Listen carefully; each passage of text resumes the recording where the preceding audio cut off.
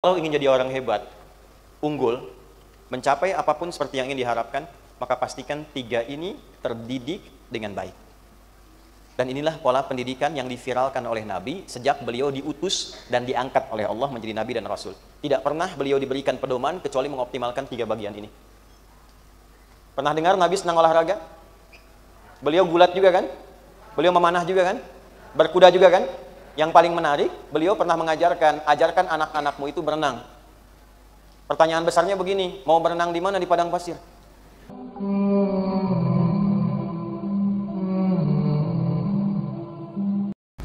Bismillahirrahmanirrahim.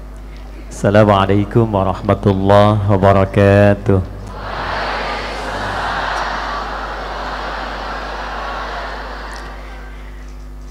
Alhamdulillahilladzi karrama ahlal ilmi ala sairil makhluqatihi.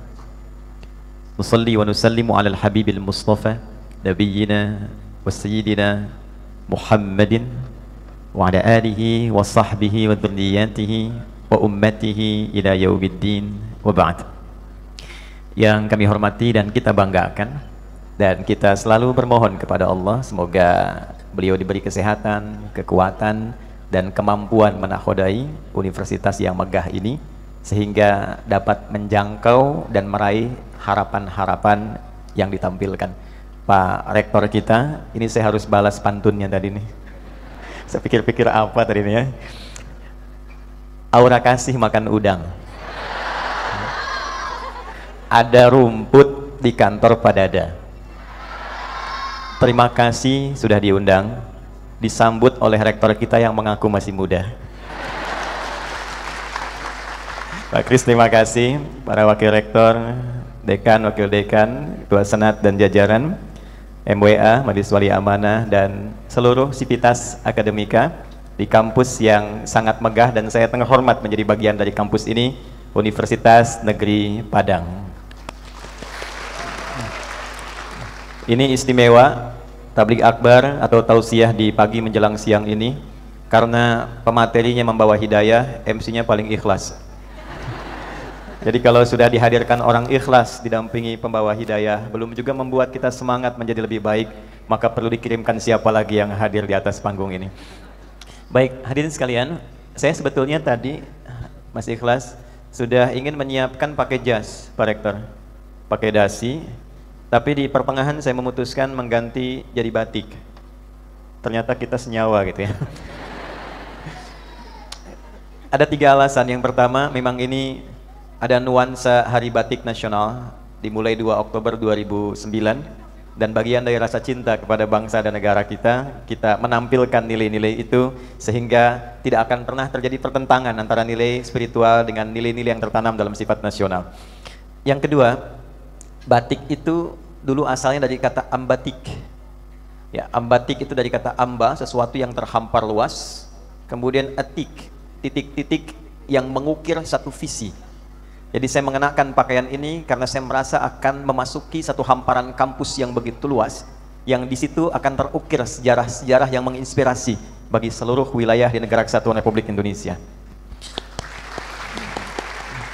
Kemudian yang ketiga, karena ini ada irisan dengan penguatan spiritual, para ulama khususnya di Jawa itu kalau hobinya tidak pakai baju putih, itu menggunakan batik. Karena saripati Al-Quran itu dirangkum di Al-Fatihah. Al-Fatihah terangkum di Bismillahirrahmanirrahim. Bismillahirrahmanirrahim itu terangkum di huruf ba. Dan ba itu dimulai dengan titik. Ada yang mengatakan ba ditambah dengan titik disingkat menjadi batik. Jadi ketika dia menggunakan batik, dia merasa pakaian itu adalah nilai Qur'ani yang menyelimuti langkah dan kehidupannya. Jadi itu alasan saja kenapa ganti pakai batik nih. Bapak Ibu sekalian, ada satu hadis tercantum di dalam Sunan Abu Daud. Abu Daud ini nama aslinya Sulaiman. Beliau berasal dari Sijistan sehingga dikenal dengan Sulaiman As-Sijistani. Sijistan ini kita tahu bukan dari negara Arab, bukan di kawasan. Kalau Tantan itu pecahan Soviet di masa lalu, tapi ada kebiasaan yang unik terjadi sejak era jahiliyah, dipertahankan di era Islam untuk memperkenalkan diri jika bukan berasal dari lokal yang disinggahi. Untuk menunjukkan bahwa saya bukan dari sini, Tapi nilai-nilai yang diajarkan di sini sudah sampai ke tempat saya dan memberikan pengaruh pada kehidupan saya. Itu rumusnya ditambah alif lam di depannya, ujungnya tambahkan i. Jadi Sulaiman dari Sijistan maka dikenal dengan Sulaiman As-Sijistani. Ya, ada juga yang dihapuskan nama aslinya, tapi diviralkan daerahnya untuk diperkenalkan bahwa tempat saya tinggal dan lahir itu lebih penting dibandingkan individu saya sendiri. Contoh begini, kenal Imam Al-Bukhari? Ya, kenal di mana? Ini masa lumayan lain ya. Di Pekanbaru itu saya tanya kenal Fir'aun, kenal. Saya langsung mau udahan tuh. Ya. Al-Bukhari itu bukan nama asli. Nama aslinya Muhammad, punya bapak namanya Ismail, kakeknya Ibrahim, buyutnya Al-Mughirah, eyang buyutnya Al-Bardizbah, tinggal di Kecamatan Ju'fa, Kabupaten Bukhara, Provinsi Khorasan, negara Uzbekistan sekarang. Karena berasal dari Bukhara, beliau ingin perkenalkan, saya bukan dari Madinah. Karena nanti beliau salah satunya belajar untuk mengambil hadis Nabi di area Madinah, sampai sekarang tempat belajar beliau dibangunkan masjid dikenal dengan Masjid Al-Bukhari. Datang ke situ menyampaikan, saya bukan dari sini, tapi saya dari tempat yang jauh di Bukhara, namun Islam itu bisa merubah kehidupan spiritual dan intelektual saya, sehingga bisa menjadi seperti ini. Maka dikenalkanlah kemudian dengan nama Al-Bukhari dan diviralkan sampai dengan sekarang. Padang mesti bangga, karena di antara sekian ahli hadis yang memiliki gelar tertinggi bernama musnid, orang yang paham dan mengerti hadis sampai ke runtutan periwayatnya, sanad. Saya terima dari si fulan sampai ke Nabi SAW. Orang terakhir yang memiliki predikat itu bukan orang dari Arab, bukan dari Mekah, bukan dari Madinah, bukan dari Bukhara, tapi dari Padang. Namanya Syekh Yasin Al-Padangi. Yasin bil Isa Al-Padangi. Seorang mufti pemberi sanad di Masjidil Haram yang seluruh murid-murid dan para intelektual di dunia datang jika ingin mendapatkan hadis di wilayah Masjidil Haram, itu datangnya kepada beliau. Dan banyak murid-murid beliau yang bertebaran, termasuk dari Mesir yang pernah menjadi mufti di Mesir, yaitu Syekh Ali Jum'ah yang saat beliau kuliah di sana. Baik kelas. Nah, sanad dari Syekh Ali Jum'ah itu saya juga mendapatkan sanad dari beliau. Jadi sanad saya tersambung juga pada ulama Padang, yaitu Syekh Yasin bil Isa Al-Padangi. Baik. Bapak Ibu sekalian, kembali ke Sulaiman As-Sijistani. Beliau ini seorang pakar hadis. Kurang lebih mengumpulkan 4.800 hadis yang dikodifikasikan, dibukukan dan disusun berdasarkan urutan fikih. Jadi kalau ada hadis disusun topiknya berdasarkan urutan fikih, itu disebut sunan namanya. Kalau dia disusun secara tematik tentang tema-tema kehidupan, dari bangun sampai tidur lagi, itu disebut jami' namanya. Contoh, Imam Al-Bukhari itu kitab sahihnya disebut jami'. Lengkapnya Al-Jami' As-Sahih Al-Musnad Al-Mukhtasar min umuri Rasulillahi sallallahu alaihi wasallam wa sunanihi wa ayyamihi. Itu lengkapnya. Coba ulangi. Nah, karena kepanjangan, maka disebutnya disingkat Sahih Al-Bukhari. Kenapa disebut Jami'? Maksudnya begini, kalau Anda ingin belajar hadis tentang kehidupan teladan Nabi secara tematik, Anda akses buku saya. Tidak harus semua. Anda di sini seorang ahli ilmu, Civitas Akademika, jelas. Keluarkan topik yang ketiga, Kitabul Ilmi. Ada 97 topik di dalamnya. Bad'ul Wahyi tentang legitimasi Nabi. Kitabul Iman tentang bagaimana cara menguatkan iman dan menjaga supaya tidak turun. Ada 57 hadis di dalamnya. Subtopik ayat hadis. Nah, subtopik yang ketiga itu temanya tentang ilmu. Bagaimana cara belajar, hari apa bagusnya belajar, tema laki-laki apa, perempuan apa, bagaimana cara menghafal supaya kuat tidak mudah lupa. Anda kalau ingin mengakses itu sesuai dengan profesinya, itu silahkan akses yang Sahih Al-Bukhari. Tapi kalau ingin belajar tentang fikih, cara sholat yang terukur, dari mulai wudhu, syaratnya, takbir sampai dengan salam, maka yang paling lengkap di kitab Sunan namanya. I'tidal, sami Allah liman hamidah, ingin sujud, yang turun apa dulu? Tutut, nempel dulu, ataukah telapak tangan dulu? Nah, di antara dua itu, kalau Anda mau cari di Sahih Al-Bukhari, itu sampai kiamat kurang 2 hari nggak akan ditemukan. Karena memang topiknya tidak menjangkau itu. Ditemukannya di Sunan. Di antara sekian kitab Sunan yang menjadi andalan sebagai referensi utama, itu kitab Sunannya Sulaiman As-Sijistani. Beliau ini kalau disebut hadis, itu langsung paham, baru dengar itu tahu, oh ini sahih, ini dhaif. Ini dhaifnya kualitas begini, ini yang masih bisa diamalkan, ini yang ditolak. Sehingga Ibnul Qayyim Al-Jauziyah berkomentar begini, bila dulu ada sosok Nabi yang mudah melunakkan besi, namanya Nabi Daud, maka ini lisannya mudah melunakkan hadis, maka diviralkanlah gelarnya Abu Daud. Nah, itu asalnya. Selain kunyah bagi dirinya, juga penghormatan gelar yang melekat kepada beliau, saking ringannya beliau menguasai hadis. Di dalam Sunan Abu Daud ini ada salah satu hadis yang kualitasnya sahih, sanadnya tersambung pada sahabat Abu Hurairah radhiyallahu taala anhu. Nah, jadi saya tadi panjang-panjang ingin nerangkan hadis ini. Apa hadis yang dimaksud? Nabi pernah menyampaikan, Anda akan mendapati fi kulli ra'si mi'ati sanatin, dalam setiap 100 tahun perkembangan era itu, perubahan waktu itu, man yujaddidu laha dinaha, para pembaharu, orang-orang hebat yang visioner, yang akan menghidupkan kembali nilai-nilai ajaran agamanya, Islamic value, sesuai dengan kebutuhan era dan masanya. Nah, di titik inilah saya ingin menyambung sambutan Pak Rektor tadi, bagaimana UNP menyambut konteks hadis itu dengan menjadi pembaharu dan inspirator yang menggerakkan dunia dimulai dari titik ini menuju Indonesia emas berkemajuan, dan menginspirasi dunia dan menunjukkan pada dunia di titik inilah perubahan dan peradaban akan dimulai. Ya. Jadi sebetulnya saya pun tidak tahu mau bahas apa. Jadi ketika Pak Rektor kasih sambutan, saya pikir hadis ini yang paling cocok untuk kita urai. Saya tidak dikasih tema Pak Rektor ini. Jadi ini makanya kultum, kuliah terserah antum. Ya. Nah, teman-teman, cara berpikirnya begini.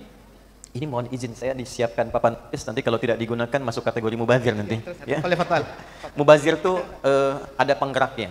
Tasrifnya badzara yubadziru tabdziran. Fahuwa mubazir wadaka bazar.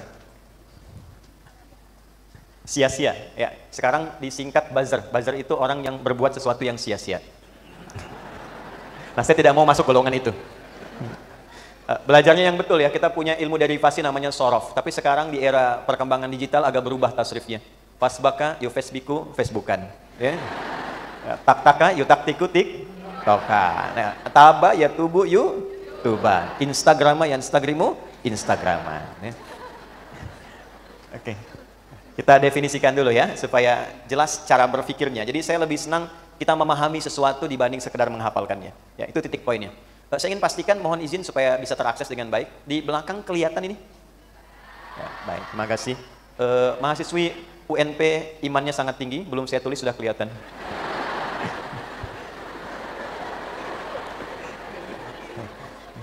Nah, ini ya, setiap 100 tahun gitu. Nanti kita definisikan dengan an yang kita turunkan dari sini. Bagaimana cara mengukur dan mengetahuinya? Ada sebagian di antara para begawan pengetahuan kita, para ulama, yang mencoba menarik garisnya era pasca kenabian. Dihitung dari Khulafaur Rasyidin, ditarik 100 tahun ketemu Umar bin Abdul Aziz, tarik lagi 100 tahun ketemu Imam Syafi'i, terus demikian. Tapi ada satu rumus yang cukup menarik. Sebab kalau kita menghitung seperti itu, hitungannya belum tentu sampai di era kita. Lalu siapa pembaharunya? Cara berpikir demikian tidak menggerakkan kita menjadi subjek, tapi hanya menempatkan diri kita menjadi objek. Sedangkan Al-Quran dan hadis mengajak semua kita itu menjadi bagian dari subjek kebaikan. Karena itu di dalam ta'rif bahasa Arab di ilmu nahwu itu selalu fa'il didahulukan dibanding maf'ul, gitu ya, Ustaz ya. Selalu mubtada. La yajuzul ibtida bin nakirah ma lam tufidka inda zaidin namirah. Tidak boleh menjadi pionir kalau tidak ada hasrat untuk memberikan manfaat. Maka jadilah seorang pelaku di setiap nilai kebaikan dibandingkan sebagai seorang objek yang hanya mendapati hasilnya. Maka cara mengukurnya, saya dengan cepat tarik garis 100 tahun ke belakang. Lalu tempatkan diri kita di 100 tahun ke depan saat ini untuk mengukur apa yang kita bisa lihat dan kita bisa persembahkan. Nah, kita tarik dulu, sekarang gunakan tahun Masehi lah yang lebih mudah, 2024, 1446 Hijrah. 1446.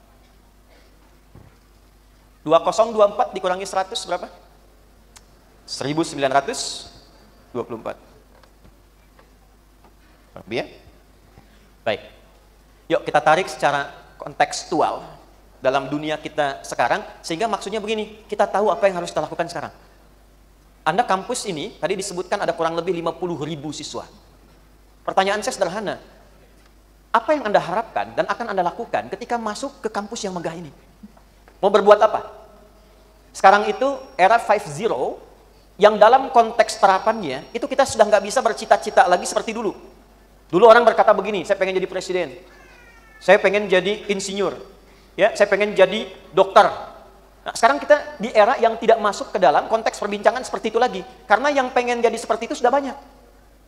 Saingannya terlampau ketat. Yang ingin jadi dokter itu sudah melimpah. Sekarang itu di era berbalik pertanyaannya, apa yang kita bisa buat sebagai satu perubahan berkemajuan di tempat kita berkehidupan. Itu poinnya. Jadi ketika Anda masuk ke kampus ini, baik sekarang yang baru bergabung di awal semester, atau yang sudah di tahun-tahun terakhir, apalagi program pasca sarjana, pertanyaan besarnya, kreasi apa yang Anda bisa buat dan Anda ciptakan di era ini untuk membawa sebuah pencerahan berkemajuan. Ini tantangan besar dalam Islamic value itu seperti itu. Saya berikan satu rahasia ya, tapi tolong jaga ini di antara kita saja nih. Anda kalau catat, Islam itu kalau datang ke satu tempat, tidak pernah disebut penguasaan. Belanda datang ke Nusantara disebut penjajahan Belanda. Jepang datang, penjajahan Jepang. Romawi mengekspansi, tapi Islam memperkenalkan sesuatu yang baru. Disebut dengan fatah namanya. Sampai ada suratnya di Al-Quran, surah ke-48. Inna fatahna laka fatham mubina. Apa artinya fatah? 1 juta? Itu serius? 2 juta? Ya. Ya. Apa artinya?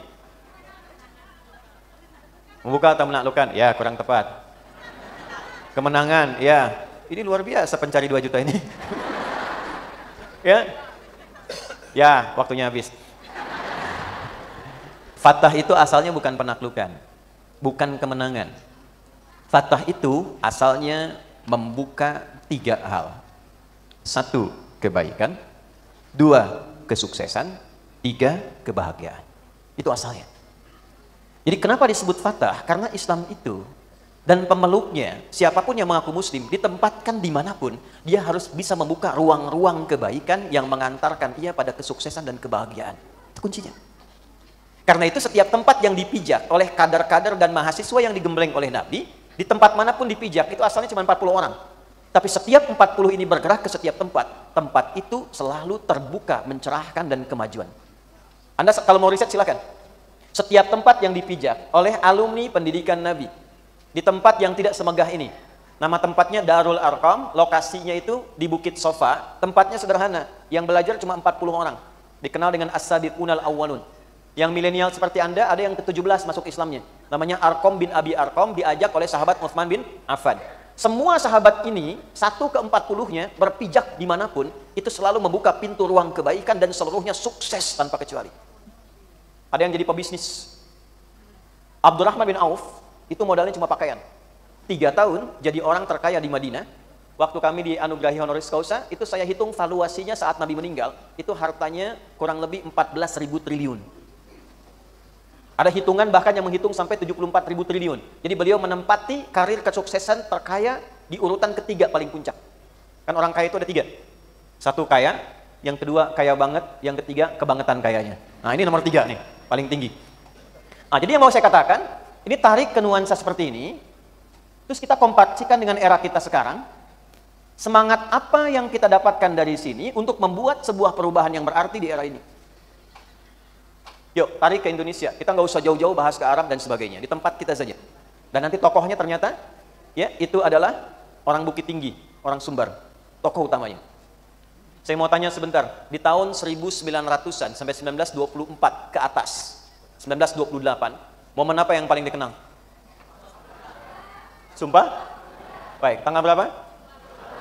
28 Oktober, tahun 1928, 4 tahun setelah ini kan?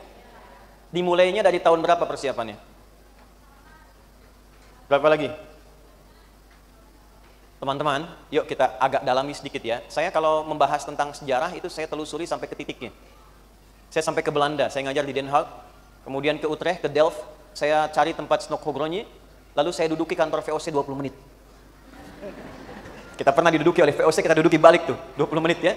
Dan itu luar biasa. Itu cuma sebagian kecil nih, dari tiang ini ke tiang itu kantor VOC ke belakang. Mereka bikin konsorsium, tapi gudangnya kurang lebih 1,5 kali auditorium ini. Ditempatkan di sebuah kanal, kanalnya nyambung ke 13 provinsi di Belanda, dan langsung nyambung ke Samudra Hindia. Jadi kalau ngambil rempah-rempah dari Sumbar, itu diteruskan langsung, masuk Samudra Hindia, itu langsung parkirnya di depan gudangnya VOC. Di tahun itu.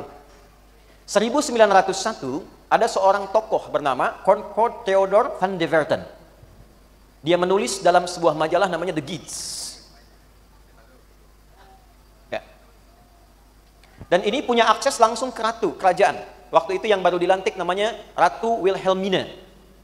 Beliau menulis, seluruh petualangan Belanda pada saat itu, di wilayah yang disebut dengan Hindia atau Bumi Putra, itu ternyata, mohon maaf, menyisakan luka yang sangat pedih, menyengsarakan masyarakatnya, sehingga harus didorong adanya politik balas budi untuk menunjukkan kesan bahwa kerajaan Belanda itu tetap memberikan perhatian untuk kemakmuran seluruh wilayah yang dikuasainya.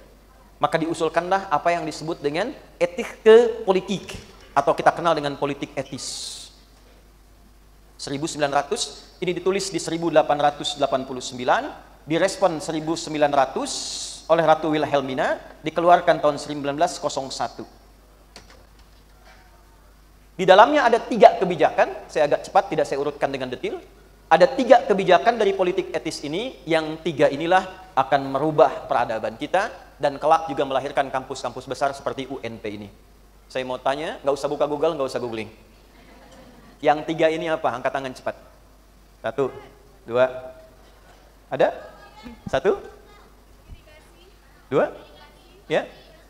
Ah, betul. Irigasi, imigrasi, satu lagi edukasi. Pak Surya tolong catat ya, amplopnya nanti 1 ya, Mbak yang di sini. Baik. Saya akan fokus ke 1 bagian, ternyata yang 2 gagal. Irigasi gagal karena konsep pengairan yang tadinya diminta untuk menata wilayah-wilayah di Bumi Putra supaya perkebunannya dan persawahannya mengalir baik, ternyata disentralisasikan di kebun-kebun Belanda saja. Ternyata korupsi sudah ada dari sejak dulu itu. Ya. 2, imigrasi yang tadinya rancangnya Jawa supaya tidak terlampau padat disebar ke Sumatera dan Kalimantan, ternyata dibawanya ke area kebun Belanda lagi. Maka dihentikanlah 2 proyek yang pertama itu, difokuskanlah pada sifat edukatifnya. Di edukasi itulah saat dibuka, kemudian digerakkan anak-anak Bumi Putra untuk mendapatkan akses belajar sampai dengan ke Belanda. Sehingga di tahun 1922, saya lompat cepat, kurang lebih sudah ada 75.000 anak Bumi Putra belajar di sekolah dasar Belanda. 6.500 yang sudah lulus dalam kualifikasi sarjana, dan yang bergerak ke Belanda pada saat itu untuk menemukan ruang baru perubahan, namanya orang yang sangat melegenda, ahli di bidang koperasi dan kerakyatan, berasal dari Bukit Tinggi, yaitu yang kita hormati Bapak Muhammad Hatta. Maka beliau membuat satu perhimpunan, ya, yang merespon perhimpunan yang dibuat oleh Budi Utomo di tahun 1908. Itu asalnya dari Fakultas Kedokteran, Stovia, 20 Mei 1908. Jadi anak-anak Fakultas Kedokteran, Anda punya peran dalam membangun bangsa kelak ya, karena Anda inisiator pertama nanti yang mendirikan perhimpunan mahasiswa pada masa itu. 1908, ini masih lokal. Deklarasinya di Jogja pada tanggal 5 Oktober 1908. Kemudian setelah itu saya lompat 1922, Bung Hatta mendirikan satu perhimpunan yang sangat melegenda di Belanda, bernama Indische Vereniging, yang kelak dirubah jadi Indonesische Vereniging atau Perhimpunan Indonesia, PI. 1924 menggerakkan satu majalah namanya Indonesia Merdeka, IM. Digerakkan dari sini, menghimpun semua yong, anak-anak muda dihimpun, para pelajar senusantara, digerakkan jadi satu. Secara singkat, deklarasi itu terjadi 4 tahun kemudian. Ya, 1928, persiapan dari tanggal 26 sampai dengan tanggal 28 Oktober dideklarasikan, kemudian lahirlah apa yang disebut dengan Sumpah Pemuda dengan 3 bagian pokok utama yang menjadi landasan pacu pesawat Indonesia terbang tinggi 17 tahun setelah itu. Peristiwa yang dinantikan selama puluhan ratusan tahun belum pernah terjadi. Dengan ini hanya 17 tahun kemerdekaan itu bisa diraih setelah peristiwa Sumpah Pemuda. 28 Oktober 1928 ditambah 17. Jadi berapa? 1945. Jadi yang mereka buat di tahun 1924 itu landasan pacu yang mengantarkan pada kemerdekaan. Tokohnya siapa? Ya Anda ini. Saya, kita. Kalau kita kembalikan ke hadis Nabi, setelah 100 tahun ada yang memperbarui itu lagi. Ada yang menghidupkan semangat itu untuk mengisi nilai-nilai kebaikan sesuai dengan eranya. Jadi kalau kita riset secara akademis, 100 tahun kemudian di era kita sekarang, cara kita mengisi itu bagaimana? Dan sekarang, disadari atau tidak, bulannya sama. Bulan apa sekarang? Oktober. Tahunnya 2024. Jadi Anda mahasiswa yang baru masuk, kuliah 4 tahun di S1, S2-nya, S3-nya, Anda punya misi. Kalau dulu 4 tahun landasan 1924 ke 1928, maka dari UNP direncanakan dasar pijakan Indonesia Emas ke depan menuju 2028 sebagai landasan pacunya. Challenge saya kepada Anda, bisa nggak kita siapkan dari sekarang, dimulai dari UNP saat kampus lain belum bergerak. Ketika kampus lain turun ke jalan, Anda menyiapkan sebuah konsep mencerahkan berkemajuan untuk membangun Indonesia Emas berperadaban. Dibuatlah oleh Pak Rektor dan stafnya, visi UNP 4 tahun ke depan. Mencetak mahasiswanya seperti ini, 17 tahun setelah itu diraih Indonesia Emas. 2024, tambah 4, 2028, tambah 17, 2045. Saya tanya pada Anda, Indonesia Emas itu harapannya tahun berapa?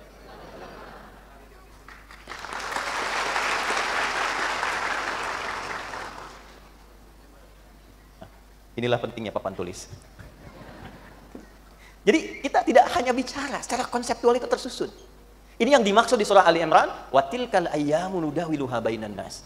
Ada inspirasi dalam setiap kejadian di muka bumi ini yang value-nya bisa kita ambil untuk kita isi di era di setiap kita tinggal.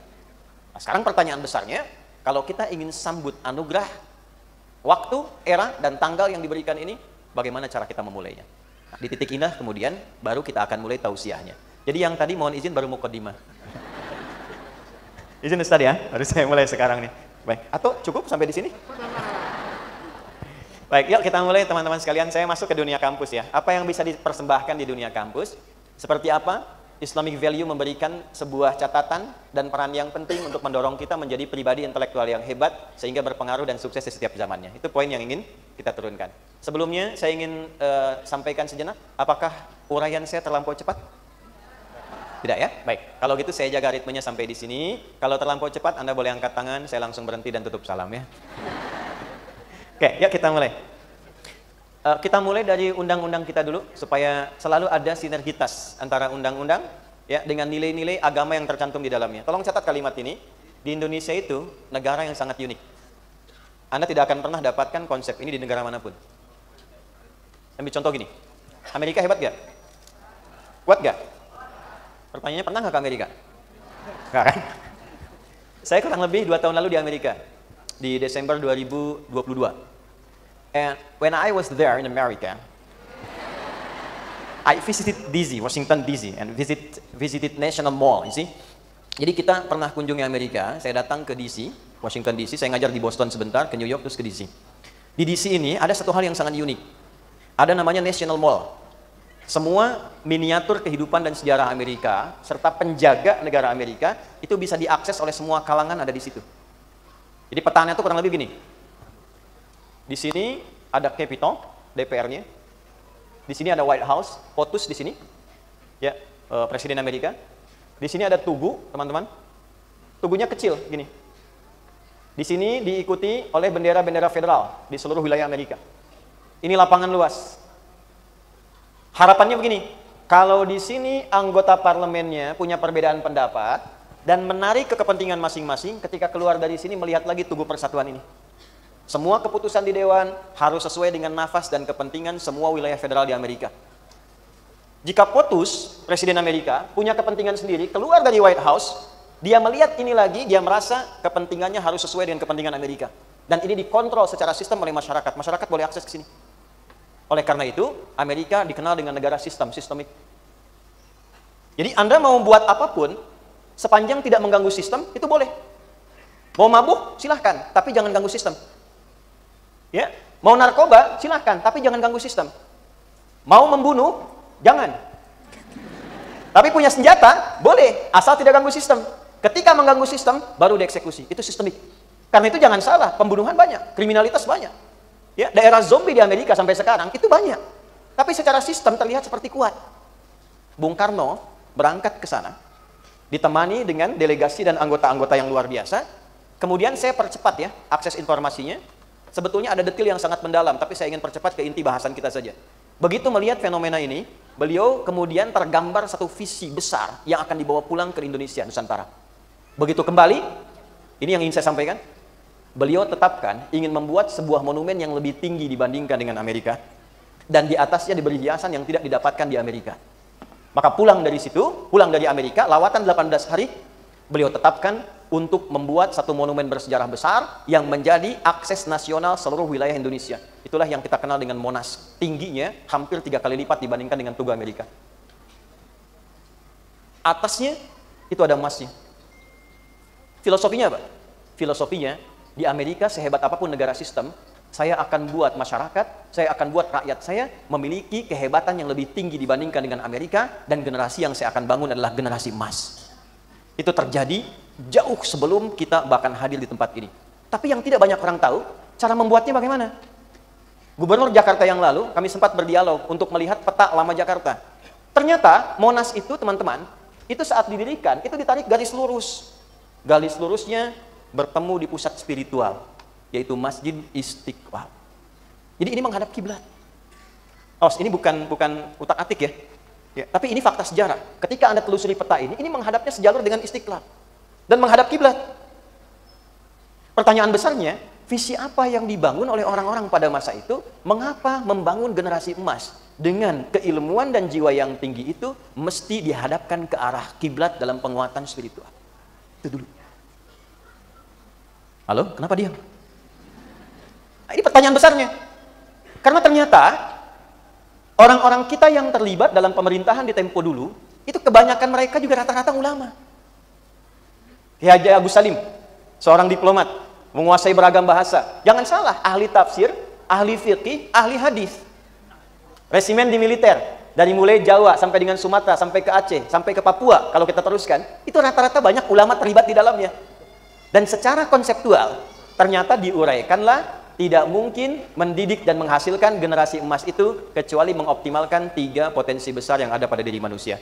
Di titik inilah menjadi bahasan penting bagi Bapak Ibu, para dosen dan sivitas akademika di UNP. Kalau ingin mencetak mahasiswa yang unggul, yang emas, yang hebat, maka pastikan 3 hal ini, Bu, Pak.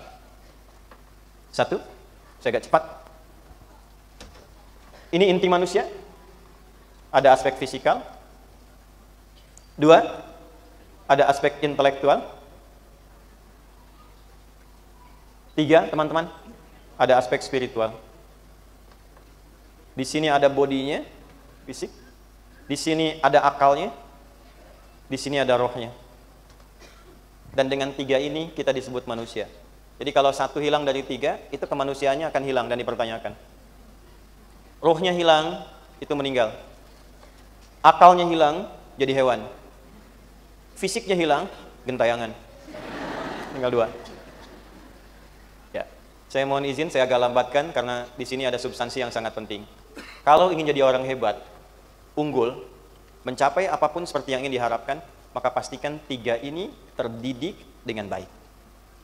Dan inilah pola pendidikan yang diviralkan oleh Nabi sejak beliau diutus dan diangkat oleh Allah menjadi Nabi dan Rasul. Tidak pernah beliau diberikan pedoman kecuali mengoptimalkan 3 bagian ini. Pernah dengar Nabi senang olahraga? Beliau gulat juga kan? Beliau memanah juga kan? Berkuda juga kan?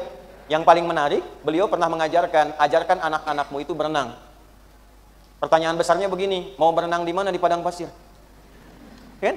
Tapi kalimatnya jelas, alimu auladakum as-sibahata war-rimayah. Ajarkan anak-anakmu itu berenang dan menembak, melontar. Ternyata visi besar, boleh jadi eranya bisa berubah, tapi Anda bisa kreasi mencari jenis olahraga yang menyehatkan tubuh dan menguatkannya. Dulu memanah, sekarang bisa menembak. Ya, dulu berenang tidak marak, sekarang bahkan ada pelajarannya. Ada teorinya, ada turunannya, sampai aspek kesehatannya. Ini 1. Ya, jadi kalau bagian eksekusi paling bawah, paling luar ini tidak dioptimalkan, maka tidak berguna rancangan dan rumusan pikiran yang ada di akal kita. Ini bagian pertama. 2, saya cepat.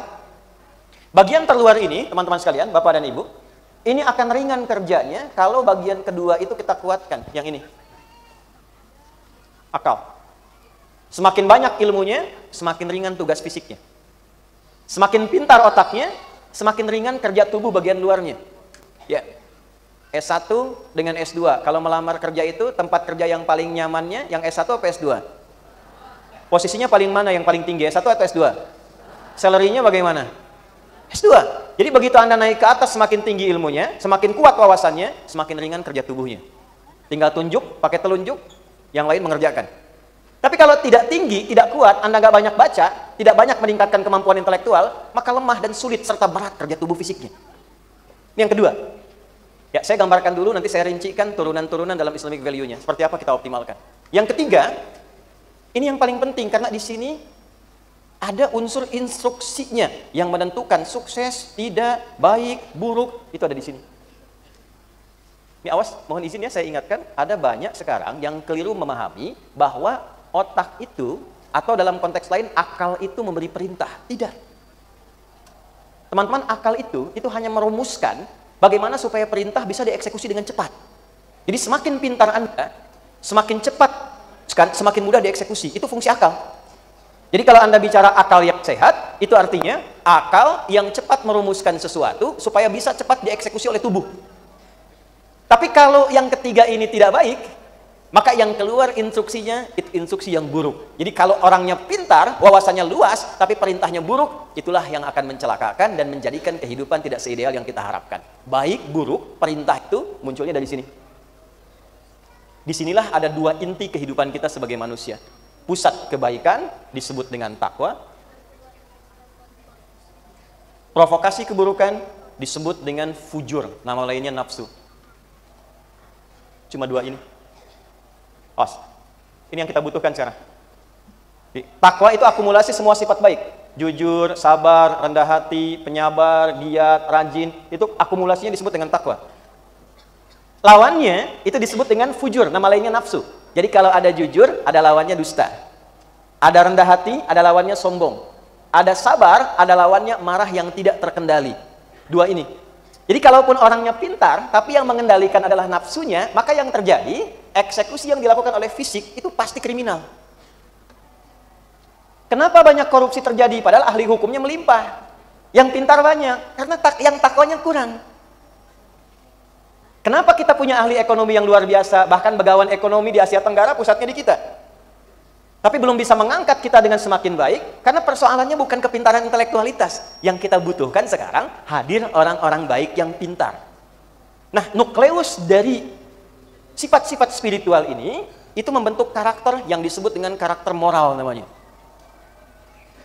Nanti saya urutkan ya. Di sini membentuk karakter intelektual, di sini membentuk karakter fisikal. Kalau Anda belajar filsafat, ini nanti yang karakter moral disebut dengan etos. Etos memberikan pengaruh kepada logos, logos membentuk karakter disebut dengan patos. Maka muncullah di sini etos, logos, dan patos. 3 bagian. Kalau logosnya pintar, etosnya tidak ada. Yang terjadi seperti yang kita saksikan saat ini. Indeks korupsi meningkat, kriminalitas bertambah, apalagi eranya menjadi online. Saya juga jadi bingung, tiba-tiba kemarin saya bisa bikin press conference sedang hipertensi. Padahal baik-baik saja. Saya juga bingung kemarin tiba-tiba ada video saya jualan garam. Padahal saya lihat-lihat video dari awal ceramah, belum pernah saya tausiah tentang garam, Bu.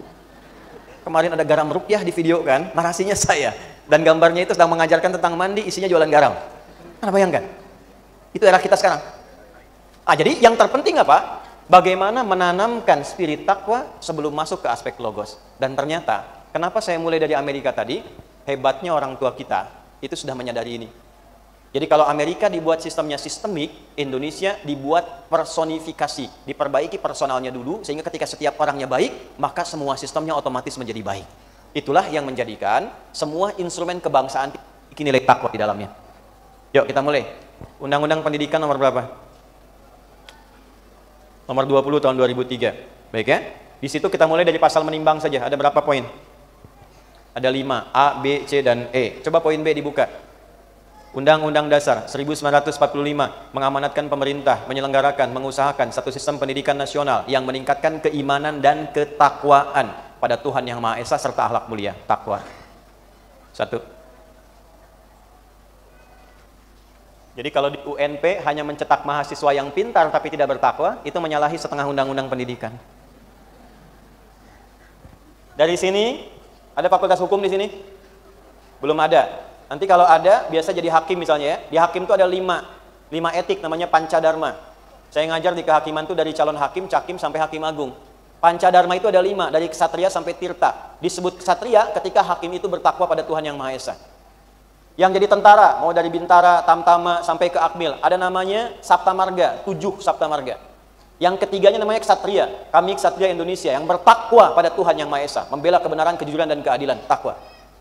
Ada polisi, Anda masuk polisi, Tribrata, nomor 1-nya takwa. Kami polisi, Negara Kesatuan Republik Indonesia yang bertakwa pada Tuhan Yang Maha Esa. Jadi ternyata semua orang tua kita itu memacu dan, ini poinnya, menanamkan nilai takwa dalam instrumen kebangsaan sehingga diharapkan semua orang jadi baik. Kalau sudah baik, jadi apapun pasti jadi orang yang baik dan membawa maslahat. Jadi kalau jadi pimpinan baik, jadi arsitek baik, jadi dokter baik, semua istimewa. Ketika semua baik dan pintar, inilah yang ideal.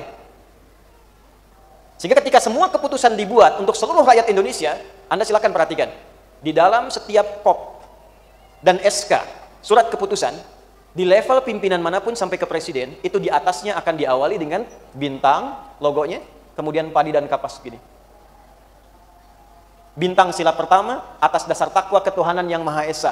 Keputusan ini dibuat dengan rahmat Tuhan Yang Maha Esa, spirit takwa. Sehingga diharapkan semua keputusannya membawa keadilan sosial bagi seluruh rakyat Indonesia. Semua level. Nah, sekarang pertanyaannya, bagaimana kita memulai dan mencirikan sebagai insan intelektual yang mengiringi perjalanan intelektualitas kita di kampus ini dengan takwa? Ibu, bagaimana Bapak mengajarnya dengan takwa? Memimpin kampus ini dengan takwa untuk mengimplementasikan amanat undang-undang. Adik-adik, teman-teman mahasiswa, bagaimana belajarnya dengan spirit takwa? Dan apa hasil yang membedakan orang yang belajar dengan takwa dengan orang yang belajar tanpa menggunakan instrumen takwa? Saya sudah riset itu, Pak Rektor. Kami membuka sekolah, Bu, Pak, dari mulai usia anak 3 tahun dan dididik sampai S3. Dari 3 tahun sampai S3. Dan hal pertama yang dilakukan menanamkan nilai takwa. Jadi anak-anak kami kelas 3 itu, usia 3 tahun itu salamannya sih sudah beda. Masuk KB, PG, playground, sampai ke TK 4 tahun, itu wajib ayahnya antar, ibunya antar dengan profesinya. Misal yang tentara, yang polisi, yang pejabat, kalau lulus, ya, karena kami hanya terima 40 orang. 1000 yang daftar kita terima 40 orang. Nanti diantar, anaknya bisikan, Bu, anak TK membisikkan pada ayahnya yang akan bekerja, dikatakan, ayah, doakan aku di sini mudah belajar ya, tolong ayah cari yang halal, jangan cari yang haram, supaya aku mudah belajarnya. Dibisikkan di telinganya, dipegang dengan kedua tangannya, tangan ayahnya, dicium ke hidung dan keningnya. Tidak ada satupun orang tua mengantar, kecuali memeluk dan menangis saat kembali dari situ. TK selesai 5 juz, SD 30 juz, diwisuda di Mekah, di Madinah, baru kemudian masuk pesantren selama 6 tahun. Ini kita optimalkan. Secara fisik sesuai usianya, mereka bukan hanya yang berkuda memanah, ada yang menembak, ada yang terjun, ada yang macam-macam. Intelektualitasnya diajarkan tingkat tinggi, spiritualitasnya dijaga. Dari jam 3 sudah bangun, baru selesai jam 9 malam. Anda tahu apa yang terjadi? Ternyata meningkat kecerdasannya, sesuai riset yang terjadi di London, dibuat oleh orang Maroko, ternyata 3 kali lipat dibanding orang biasa. Diberi apapun, itu pahamnya cepat, Pak Rektor. Baru digambarkan seperti ini, itu langsung bisa dieksekusi. Baru diajarkan, itu hitungannya sangat ringan sekali. Ya, hitungan menit sampai jam. Diajarkan apapun cepat mereka. Mau hafalan cepat, diberi pemahaman cepat. Apa rahasia di balik itu? Nah, ini yang mau saya turunkan. Jadi saya ingin memberikan satu substansi di pertemuan pagi hari ini. Bagaimana caranya kita belajar dan mengajar di kampus yang besar ini, supaya ketika keluar, wisuda, semuanya sehat, intelektualitasnya bagus, dan spiritualnya kuat. Inilah manusia paripurna yang punya visi sampai 2045. Sekarang, mari kita urutkan poin-poinnya, hasilnya seperti apa, stepnya bagaimana. Teman-teman, mohon izin pendekatan, saya punya koleksi Bible, saya punya yang Talmud versi lama, saya juga pernah punya, ya. Tapi saya tidak melihat yang selengkap Al-Quran.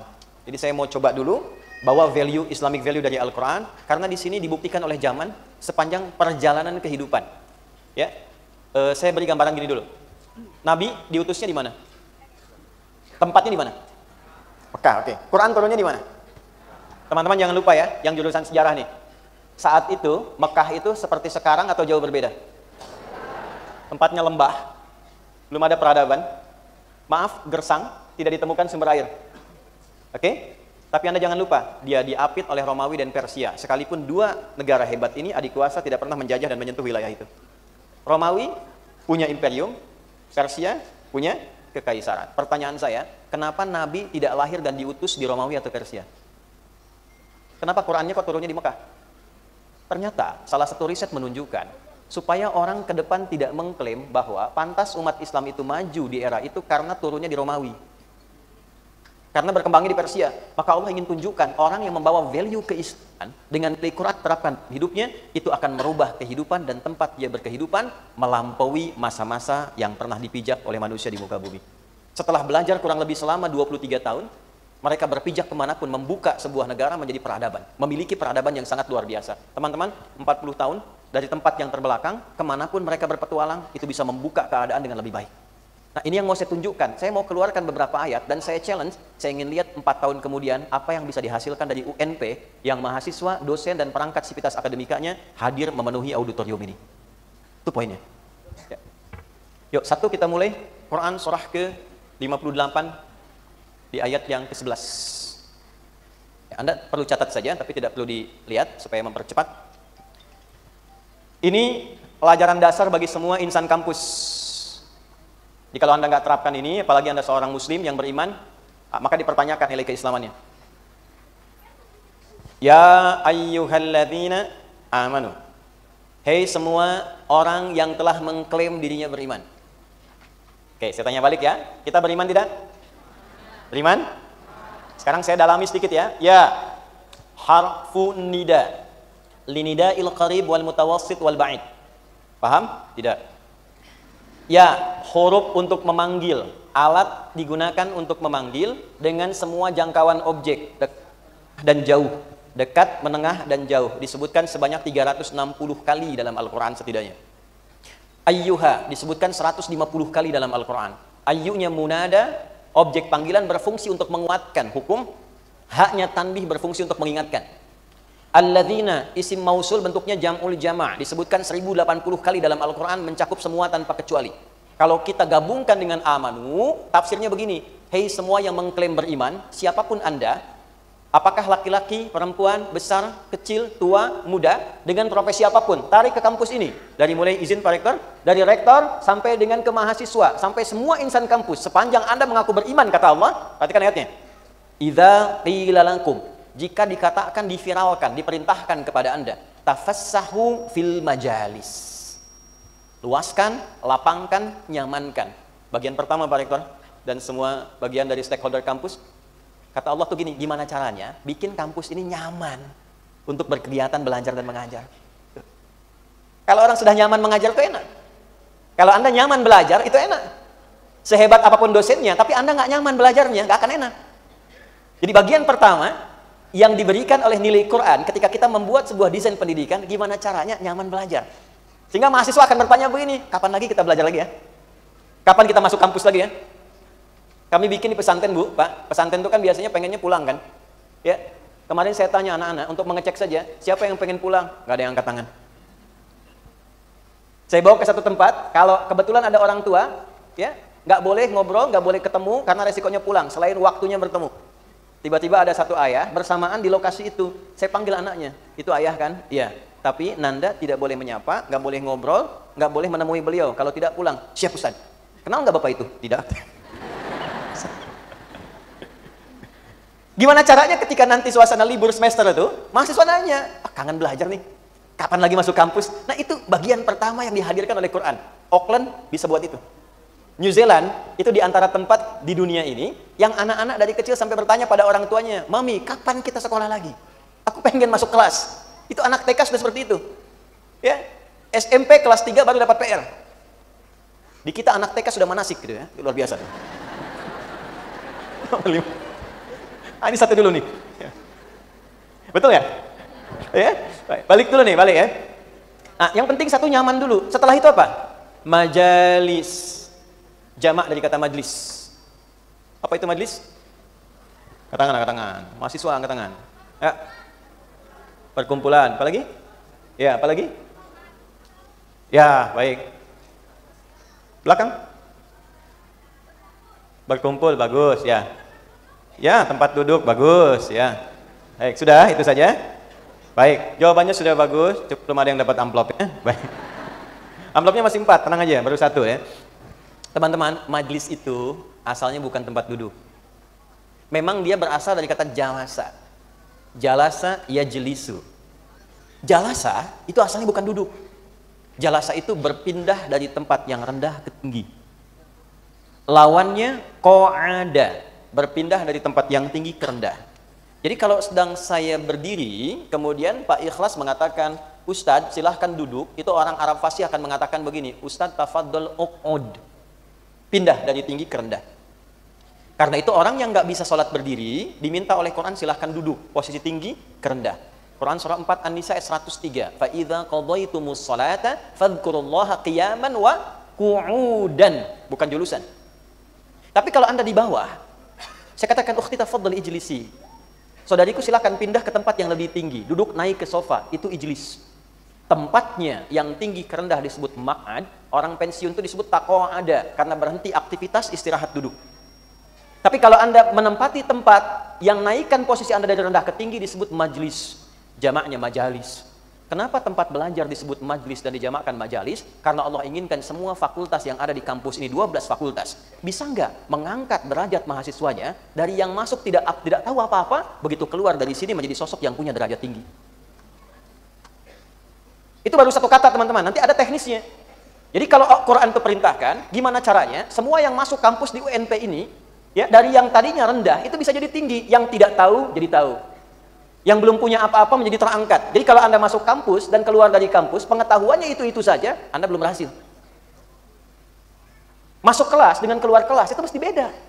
Jadi jangan sampai Anda masuk kelas ikut kuliah, belum tahu apa-apa, keluar nggak tahu juga, itu Anda belum masuk kelas. Belum masuk kelas. Maka dari itu, Nabi menjelaskan teknisnya, bagaimana caranya saya bisa masuk ke dalam nilai itu. Maka perhatikan baik-baik, saya sebelum masuk ke Nabi, tafsir ayat dengan ayat dulu. Majlis dijelaskan secara teknis di Quran surah ke-9 ayat 122. Yang cuplikannya tadi dinukil oleh Ustadz Al-Ikhlas tadi. Quran surah ke-9 At-Taubah ayat 122. Jika Anda mempraktekkan ini, dosen yang mengajar, Anda mahasiswa yang belajar, mempraktekkan ini, diniatkan mempraktekkan ini. Kemudian, maaf, sesuai ajalnya misalnya meninggal sedang mempraktekkan ini. Status Anda langsung syahid fi sabilillah. Walaupun ajal itu bisa kapan saja ya, kita tidak tahu. Anda bisa duluan, saya belakangan mungkin, ya. Atau juga bisa dibalik, saya belakangan, Anda duluan. Bisa saja terjadi, ya. Itu sesuai dengan ketentuan Allah. Wa ma kanal mu'minuna, dan pelajar-pelajar yang merasa beriman itu, cara belajarnya akan seperti ini. Tuh, cara menerjemahkannya ya. Jadi kalau tadi saya katakan Anda beriman, iya, maka cara belajar Anda masih seperti ini. Liyanfiru kaffah, tidak semestinya mereka berjuang secara fisik semua. Falaula nafara min kulli firqah, satu. Falaula nafar, maka hendaklah setiap yang mendaftar untuk belajar, kalau ditarik ke kampus UNP begini, maka dari semua mahasiswa baru atau yang belajar masuk, jumlahnya nih 50.000 kurang lebih. Nafar.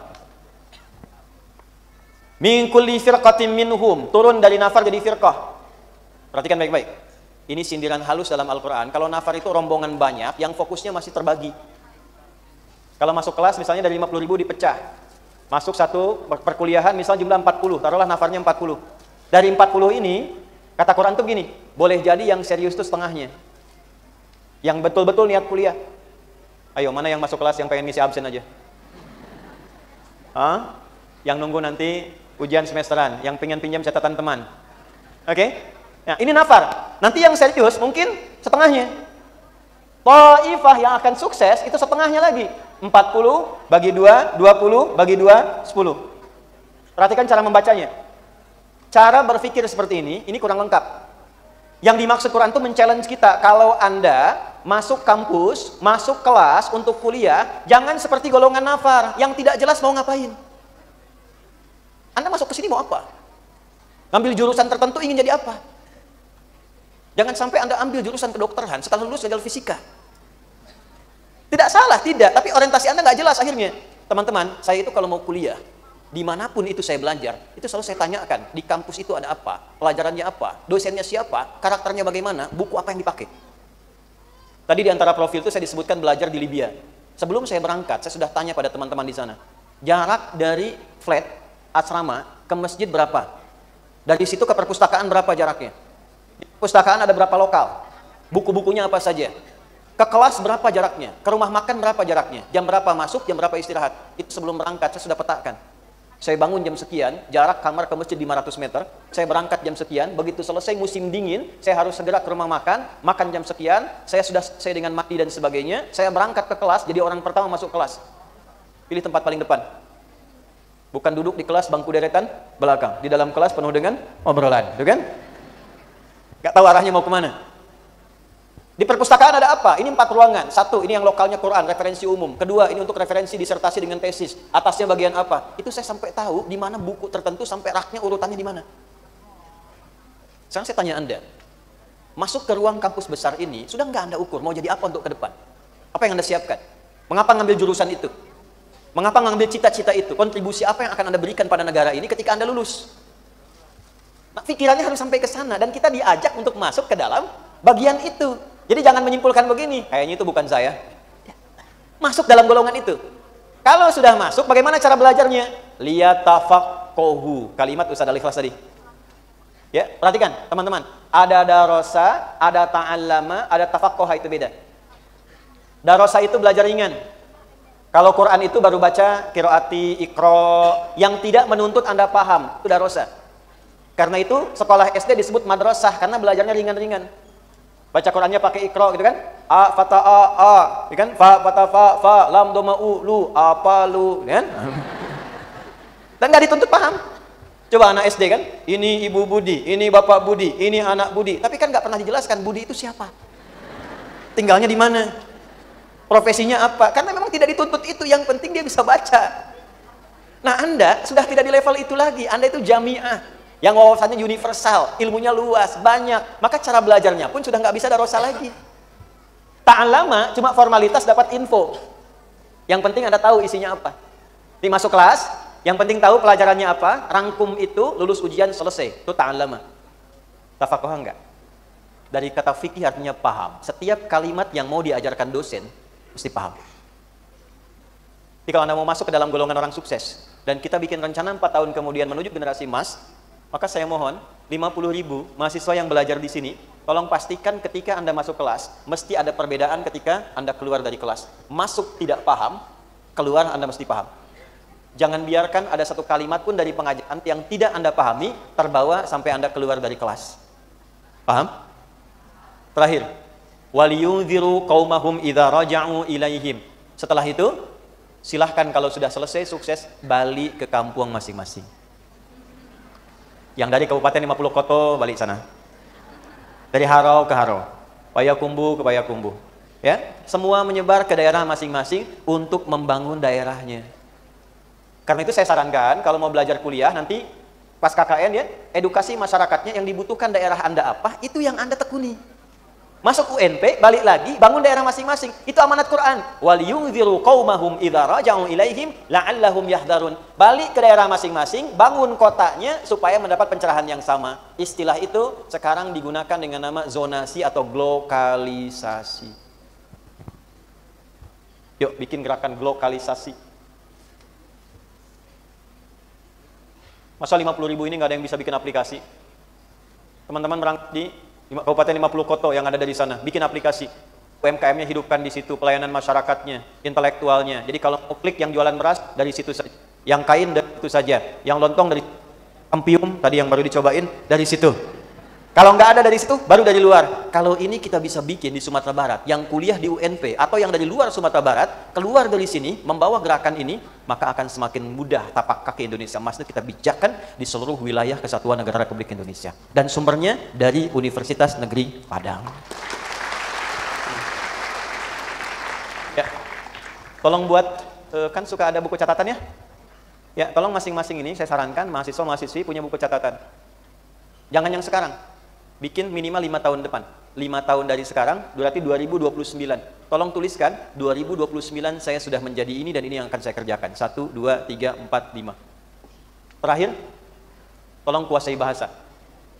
Saya ulangi, kuasai apa?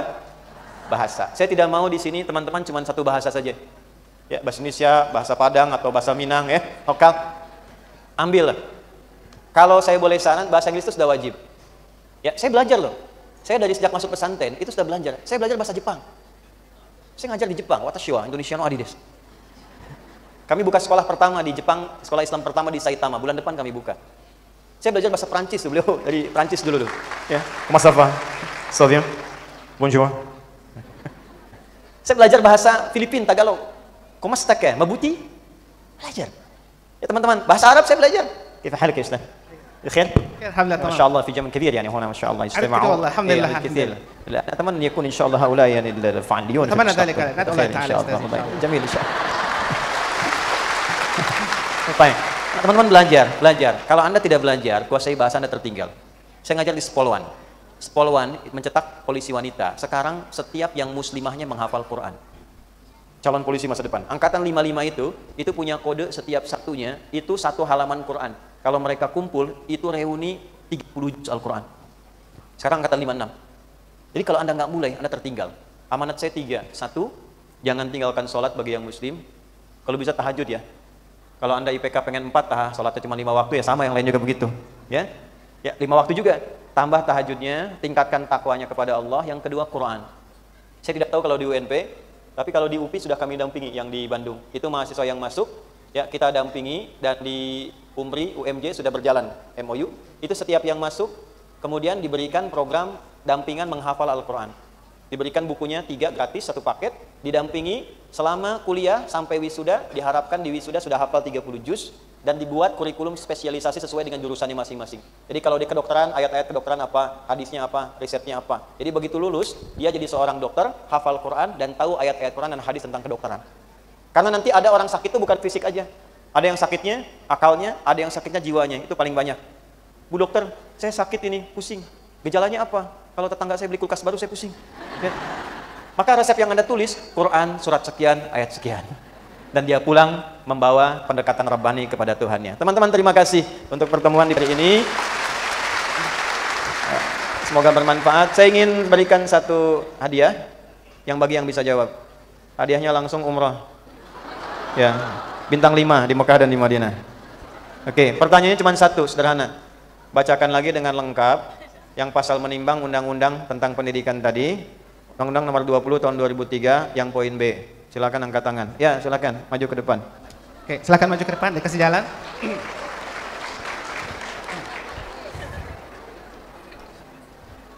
Perkenalkan, nama Anda siapa, di fakultas apa, jurusannya apa, kalau dari mahasiswi di sini.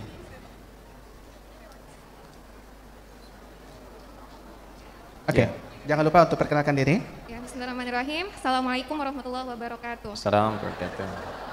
Perkenalkan, nama Karin Yulfiarti, dari jurusan Fisika 2017, sudah selesai, alhamdulillah Ustaz. Baik. Langsung Ustaz? Ya, langsung saja.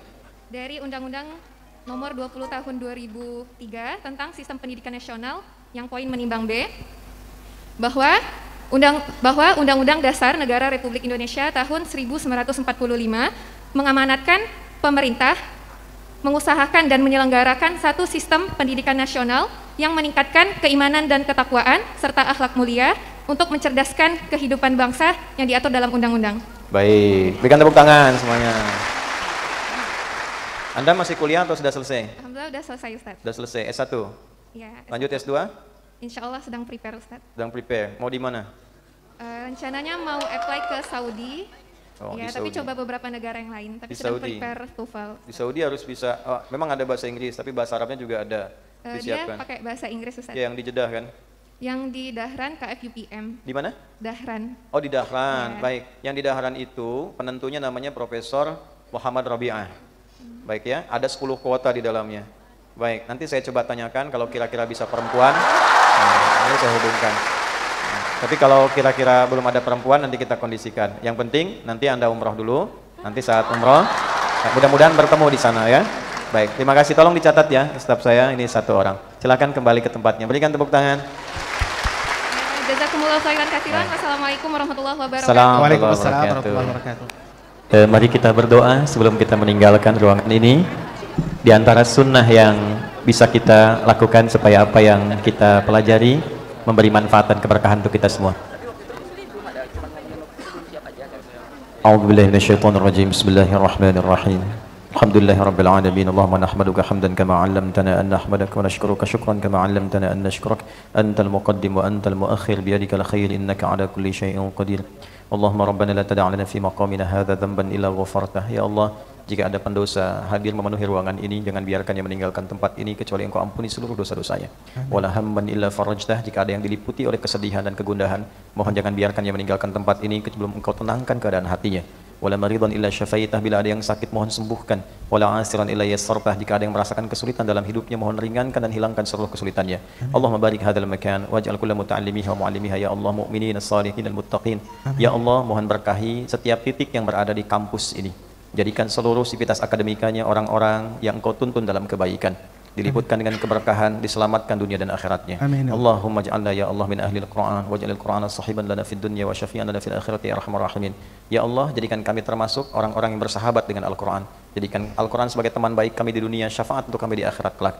Rabbana atina fid dunya hasanah wa fil akhirati hasanah wa qina adzabannar. Wa sallallahu ala sayyidina Muhammad wa ala alihi wa sahbihi ajma'in. Wa akhiru da'wana subhanakallahumma rabbana wa bihamdika nashhadu an la ilaha illa anta nastaghfiruka wa natubu ilaik. Walhamdulillahirabbil alamin. Alhamdulillahirabbil Terima alamin. kasih. Bapak Ibu, Mohon maaf bila ada hal yang kurang berkenan. Terima kasih Pak Ikhlas atas segala keikhlasannya dalam memandu kita. Wallahu muwaffiq ila aqwamit thoriq. Assalamualaikum warahmatullahi wabarakatuh. Waalaikumsalam warahmatullahi wabarakatuh. Terima kasih kepada Bapak Ibu hadirin hadirat semuanya. Mudah-mudahan dari pertemuan ini memberikan berkah bagi kita semua, dan mudah-mudahan kita bisa bertemu pada kesempatan lainnya. Cirawi ambil parawi batang lintah buang, Cilodang jadikan niru.